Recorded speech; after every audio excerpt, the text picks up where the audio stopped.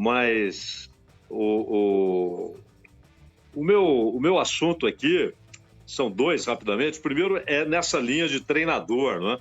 Porque eu vi há pouco que o Santos não descarta efetivar o César Sampaio. É claro que os dirigentes são sempre resultadistas, né? Então nós já vimos isso várias vezes. Começa a ganhar, ninguém sai. Ou os jogadores gostam do treinador, da maneira como ele lida com aquilo. Então não acho que seja impossível. Embora aquele executivo do Santos tenha dito que isso está descartado, que o Sampaio sabe que o Santos vai procurar um outro treinador. Mas não sei por que ele já disse isso. Ele descartou a possibilidade do Sampaio ser escolhido, porque o Sampaio pode sim ser técnico do Santos.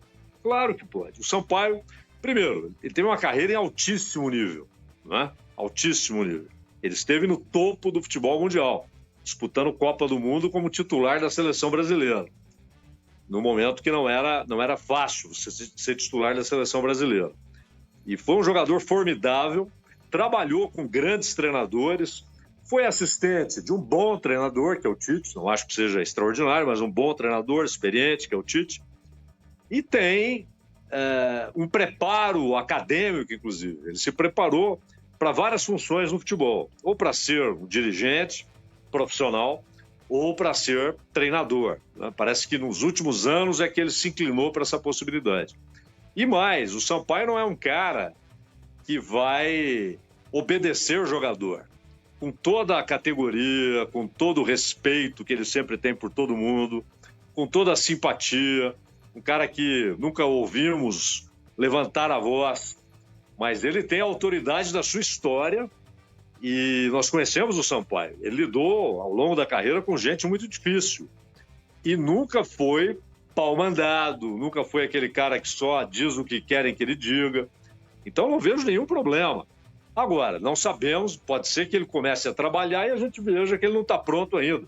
Mas pode ser que sim. Não é? Você tem alguns exemplos, sem comparação, né?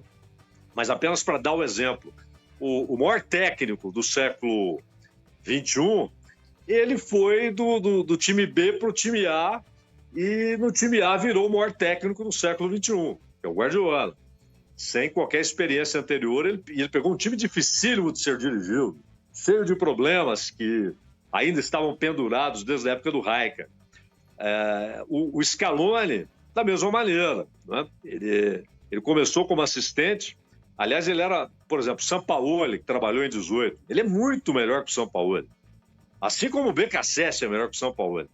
Então, eu não vejo nenhum problema. Pode dar certo, pode não dar certo. Né? Isso é uma obviedade no futebol. Você pode contratar o melhor técnico do mundo e a coisa não andar por diversos fatores. Mas eu não acho absurdo. Não, tem de trazer um cara com nome. Que nome?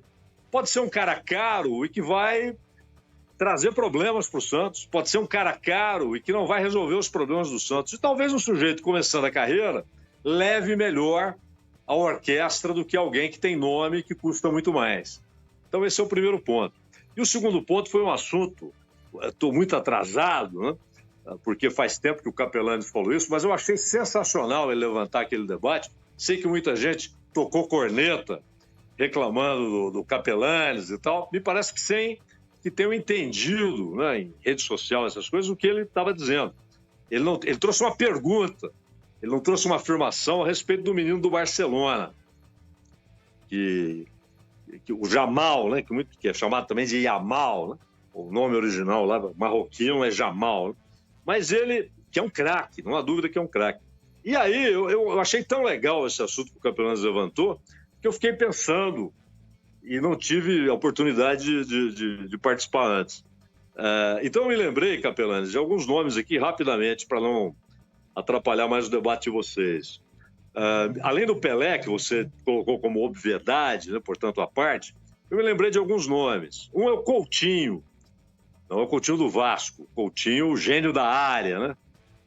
Como diz o livro do Carlos Fernando, que era tão genial que acompanhava o Pelé em raciocínio, em técnica e em velocidade de raciocínio, senão aquelas tabelas seriam impossíveis, né? Ele não era um cara que ficava parado na área esperando o Pelé driblar dois, rolar para ele fazer o gol. Ele vinha, muitas vezes ele fazia isso para o Pelé. E ele começou a ser titular no Santos com 14 anos, com o ousado Lula, né? O Luiz Alonso Pérez. Outro, Tostão, que também com 17 anos já claramente evidenciava que era um gênio no Cruzeiro. Também o Edu com 16 anos foi uma Copa do Mundo.